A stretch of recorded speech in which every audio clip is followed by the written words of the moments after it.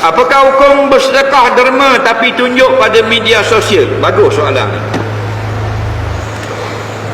Bila kita derma, kita tunjuk dalam media sosial, tunjuk derma, tunjuk sedekah, tunjuk cek dan sebagainya, tunjuk pergi hantar sumbangan, tunjuk pergi hantar beras dan sebagainya. Okey, dengar baik-baik.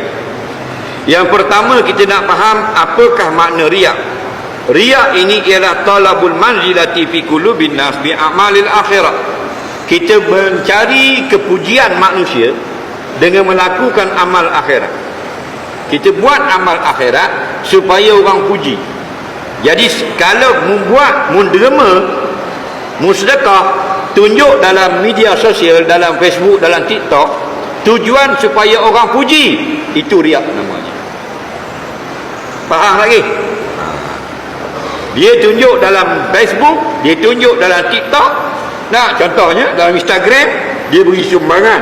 Niat apa tu? Niat supaya orang yang tengok, orang puji dia. Itu riak namanya, tak ada pahala. Itu syirik kecil. Tapi kalau niat dia bukan untuk orang puji, niat dia supaya orang lain pun rasa nak bersedekah, hukumnya harus. Faham lagi? Hukumnya harus. Nah, cuma kena hati-hati kerana syaitan itu pandai. Jadi sekarang kita nak hukum macam mana? Wallahu a'lam. Boleh jadi dia bukan nak cari kepujian manusia.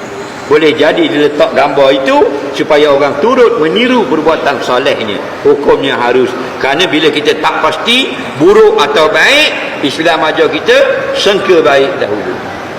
Faham? Jelas.